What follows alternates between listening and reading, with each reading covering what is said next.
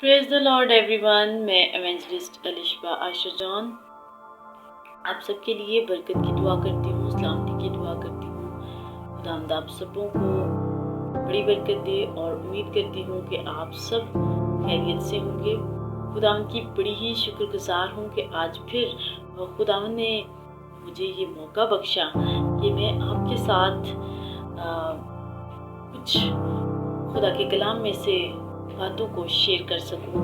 तो जब मैं मत्ती की अंजील उसका दूसरा बाब उसकी 7वीं आयत पढ़ रही थी, तो यहाँ पर मुझे एक करैक्टर के बारे में मिला और वो आपके साथ भी शेयर करना चाहती हूँ।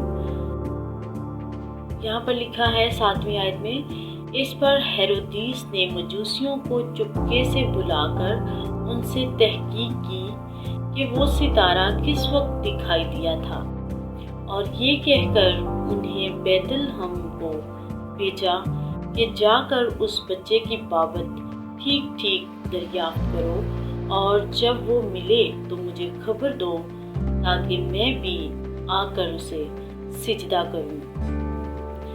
यहाँ पर एक्चुअली हम देख रहे थे, मैं गौर कर रही थी कि हेरोदीस ने क्यों मजूसियों को बुलाया और फिर क्यों उनको ये कहा कि उस बच्चे की बाबत ठीक ठीक दरियाफ्त करो।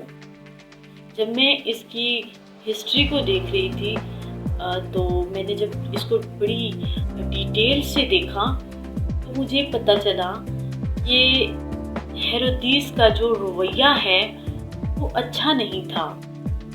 वो इस गर्ज से सिजदा करने के लिए नहीं कह रहा था कि उसके अंदर खुदावंद यीशु के लिए बड़ी मोहब्बत है, बड़ा प्यार है। नहीं मेरे अज़ीज़ों, हेरोदीस का रवैया जो है वो बिल्कुल ही करख्त रवैया था और वो नहीं चाहता था कि कोई बादशाह जो है वो पैदा हो।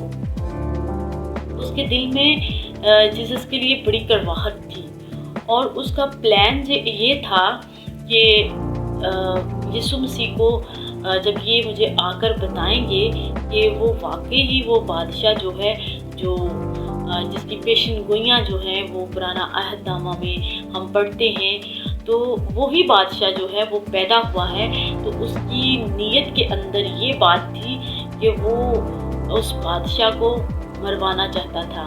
इसीलिए उसने मजूसियों को चुपके से बुलाकर उनके साथ बातचीत की और उनको कहा कि मुझे भी बताना ताकि मैं भी जाकर उसे सिजदा करूं और उसे देखूं कि वो बादशाह कैसा बादशाह है।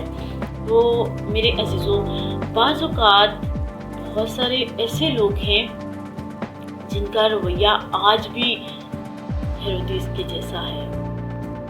हेरोदीस के रवैये के अंदर कड़वाहट थी, गुस्सा था, नफरत थी। आज बहुत सारे ऐसे लोग हैं जो सिजदा करने के लिए तो जाते हैं, चर्चेस में जाते हैं और मुंह से भी बोलते हैं हम खुदा को सिजदा करते हैं, अपने घरों को भी सजाते हैं, क्रिसमस ट्री लगाते हैं, बड़े ऊंचे ऊंचे स्टार्स लगाते हैं।